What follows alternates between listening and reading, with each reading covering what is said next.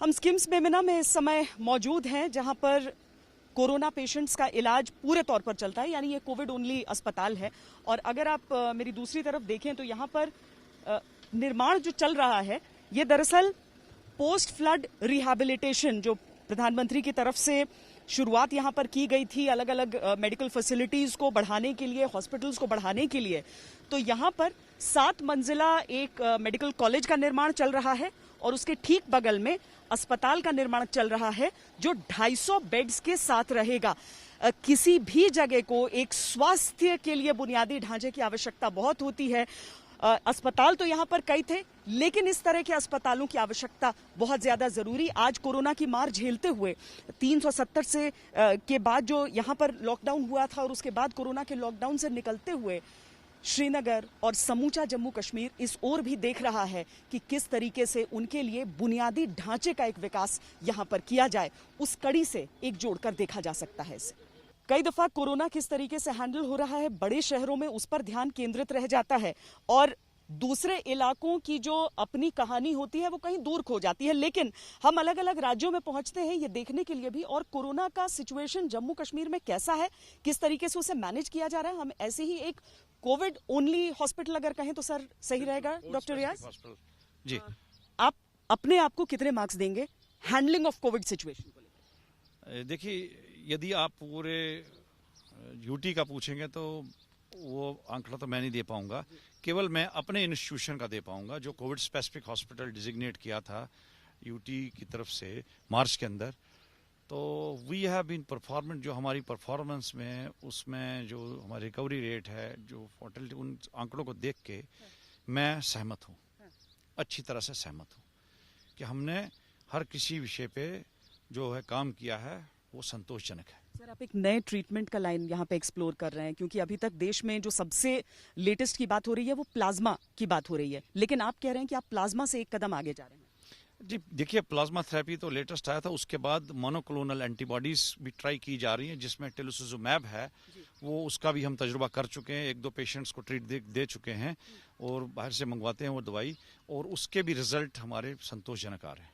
आपने 90% यहाँ पे रिकवरी रेट कहा है, 87% है इस समय। हाँ, ये कोमॉर्बिडिटीज के साथ आ रहे हैं पेशेंट्स? जी जी जी बिल्कुल। जैसे अभी आंकड़े बताऊंगा, हमारे 862 के करीब जो अभी कोविड पॉजिटिव यहाँ एडमिट हो चुके हैं पिछले कई महीनों में, जिनके अंदर कोविड प्रेग्नेंट लेडीज हैं, जिनके अंदर कोविड के आर्थोपेडिक्स के केसेस हैं, सर्जरी के हैं, ऑप्थेल्मोलॉजी के हैं, और जो रेस्पिरेटरी डिस्ट्रेस के केसेस हैं।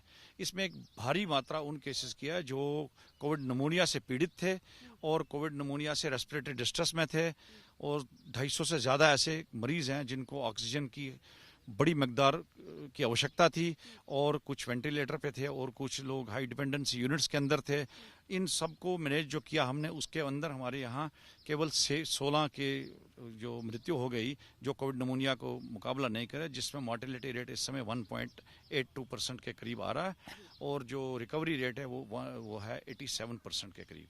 सर, ये जो आप ट्रीटमेंट, लाइन ऑफ ट्रीटमेंट की बात कर रहे हैं, ये किस तरीके से क्या होता है इसमें? प्लाज्मा तो हम समझे एक हेल्दी पेशेंट से हम प्लाज्मा लेकर एक जिसमें एंटीबॉडीज हो वो इंजेक्ट की जाती हैं एक पेशेंट के अंदर जो पॉजिटिव है, तो ये जो ट्रीटमेंट आप बता रहे हैं वो कैसे होता है? देखिए, क्या होता है, जब कोविड का पीड़ित मरीज ठीक हो जाता है उसके बाद इसके अंदर जो एंटीबॉडीज होती हैं उनका प्रयोग किया जाता है ट्रीटमेंट में, प्लाज्मा थेरेपी में। लेकिन इसमें एक अनिवार्य ये चीज़ है कि हमने देखना है इसके अंदर एंटीबॉडीज की मात्रा सफिशिएंट है और न्यूट्रलाइजिंग एंटीबॉडी है, तब इसका प्रयोग ज़्यादा अच्छा है। तो हम लोग केवल एंटीबॉडी, केवल प्लाज्मा नहीं निकालते, उसको क्वांटिफाई करते हैं एंटीबॉडीज़ को कि न्यूट्रलाइजिंग एंटीबॉडी या जो इसकी मकदार है एंटीबॉडीज़ की वो अच्छी है, तो उसका यो प्रयोग हम करता है। सफल परिणाम है, लेकिन ये नहीं बोल सकते 100% रिजल्ट हैं इसके, लेकिन सफल परिणाम है, और इसके भी कुछ अपने अपने परेशानी होती हैं। लेकिन ओवरऑल तो इस वक्त इसके बाद तो कोई और ट्रीटमेंट था नहीं, तो that's why it was tried and it had results. अब वो कितने % का रिजल्ट है वो वेरी करता है, individual to individual response vary करता है। पर ये अभी स्टार्टिंग फेज में जो आप लोग ट्राई कर रहे हैं यहाँ पर अभी? हाँ, हमें 1 आध हफ्ते हुआ चला। सर, क्योंकि आर्टिकल 370 के बाद यहाँ पर लंबे समय तक बंद रहा सब कुछ, उसके बाद कोरोना की वजह से लॉकडाउन यहाँ पर हुआ, पेशेंट्स को जिस तरह की दिक्कतें आ रही हैं उससे कैसे आप पार पा रहे हैं? खून जैसी चीज़ें जो शायद बहुत क्रिटिकल पेशेंट्स को आवश्यकता होगी, उसकी कहाँ से आपूर्ति हो रही है? देखिए, ब्लड की आवश्यकता केवल सर्जिकल पेशेंट्स को पड़ती है, लेकिन जो कोविड के लिए प्लाज्मा थेरेपी के लिए, उसमें कोविड से पीड़ित मरीज जब ठीक हो जाते हैं तो उनको ही बुलाना पड़ता है स्पेसिफिकली। उनके ग्रुप का रिकॉर्ड होता है हमारे पास, तो एक प्लाज्मा थेरेपी ग्रुप है। पेशेंट्स आ रहे हैं। ये बहुत ही अच्छी बात है कि जिनको हम बुलाते हैं वो तुरंत आ जाते हैं, उसमें हमें पूरा सहयोग मिल जाता है। और पेशेंट्स को बाकी लॉकडाउन वगैरह में आप लोग किस तरह से असिस्ट कर रहे हैं कि अगर टेस्ट्स हैं, क्या टेस्ट्स के लिए उनको स्पेसिफिक सेंटर्स आना पड़ रहा है? ये कई चीज़ें हैं। इसमें हमारा जो कम्युनिटी मेडिसिन का विभाग है वो इस काम में जुटा हुआ था कि जिनको ये काम था कि आसपास के इलाकों में जाना और अनाउंसमेंट्स करना। पहले सारे प्रिवेंटिव मेजर्स पे वो रोल उन्होंने किया, सर्विलेंस का, स्क्रीनिंग का। उसके बाद यहाँ पर भी उनका ये रोल रहा कि जितना भी स्टाफ है, क्योंकि केवल कोविड की जो मैनेजमेंट है कोई आसान नहीं है। एक नॉर्मल जैसे वार्ड है आपका, जिसके अंदर अगर 20 आदमी 24 घंटे ड्यूटी देते हैं, कोविड में उस जगह आपको 60 चाहिए। क्योंकि आप कोविड में जब जाते हैं तो आपको एक पीपी किट लगाना, जिसमें आप इंटरनेशनल स्टैंडर्ड्स के हिसाब से 4 घंटे से अधिक समय में बैठ नहीं सकते, तो शिफ्ट में ज़्यादा स्टाफ चाहिए। तो ये उसके बाद उस स्टाफ की ट्रेनिंग, आपने कैसे ड्रेस लगाना और निकालना कैसे, क्योंकि उसको अपने आप को भी बचाना है, मरीज को भी बचाना है और परिवार को भी बचाना है। तो उसके लिए कम्युनिटी मेडिसिन डिपार्टमेंट ये काम सारा कर रहा था। जब प्लाज्मा थेरेपी की बात है तो उसमें पैथोलॉजी का डिपार्टमेंट। जब मैनेजमेंट की बात आती है तो उसमें हमने एक टीम बनाई थी, Covid management group from the beginning. Covid management group में क्या था कि उसमें इंटरनल मेडिसिन जो है वो मेजर विभाग वो है, साथ में उसके साथ जुड़ा है चेस्ट मेडिसिन और anaesthesia and critical care medicine. ये 3 विभाग मिल के काम करते हैं कि जैसे पेशेंट आया कोविड का, उसको जो क्या ट्रीटमेंट लाइन देनी है, किसको आवश्यकता है रेमडेसिविर की, किसको प्लाज्मा की आवश्यकता, किसको और क्या चाहिए, तो उससे जो है तालमेल करने से वो सारा ठीक रहा। एक और एस्पेक्ट हमने मैनेजमेंट में ये रखा कि कोविड मरीज पीड़ित होता है परेशानी से उसको जो इम्यूनिटी पे इफेक्ट पड़ता है, उसकी रिकवरी पे इफेक्ट पड़ता है। उन चीज़ों को भी पहले दिन से मद्देनजर रख के हमने क्या किया कि कोविड वार्ड्स के अंदर हमने टीवी नस्ब कर दिए, जिससे लोग जो एडमिट हैं वो थोड़ा सा उनका एंटरटेनमेंट रहता था ताकि वो सोचे ना इसके साथ। उससे बड़ा अच्छा रिजल्ट आया कि एंग्जाइटी उनकी ख़त्म हो गई, क्योंकि हमारे पास कॉल्स आते थे साइकेट्री डिपार्टमेंट पे बार बार।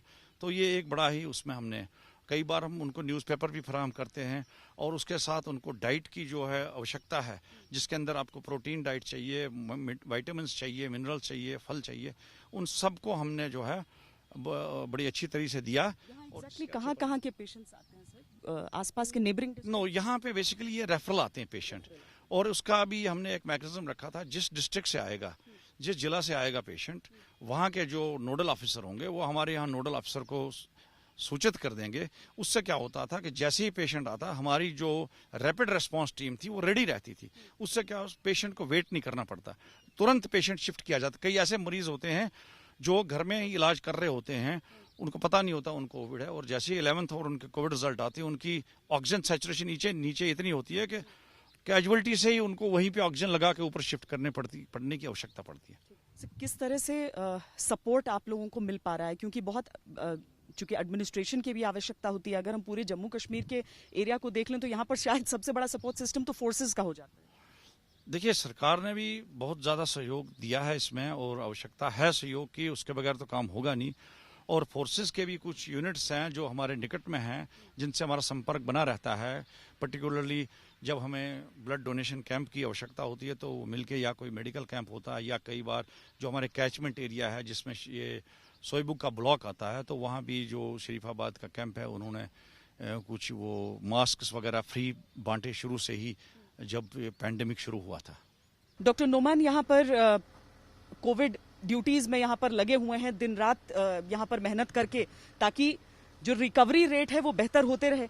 अगर मैं कहूँ कि श्रीनगर और जम्मू कश्मीर की यूनियन टेरिटरी अपने कोरोना को किस तरह से मैनेज कर रही है, तो आप संतुष्ट हैं अभी तक? जो बिल्कुल ma'am, we have a very good support from government, from advisers, from chief secretary साहब and all administrative secretaries. They are helping us in every way.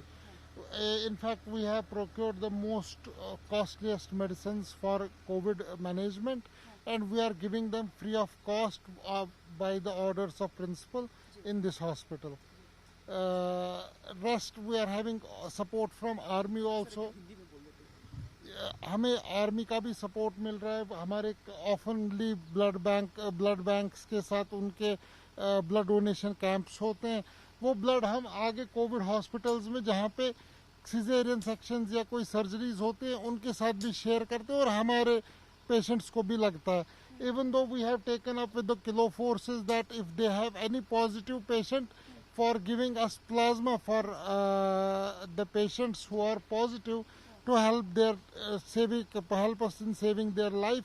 We are very much thankful to kilo forces that they have told us that they will help us in that.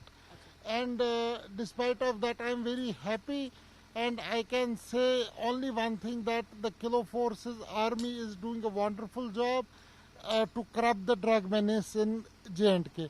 And we are always, their doctors are always there with them. We usually do camps with Army, Kilo Forces for women empowerment, drug addiction and all. This is our routine process with them. Thank you, ma'am.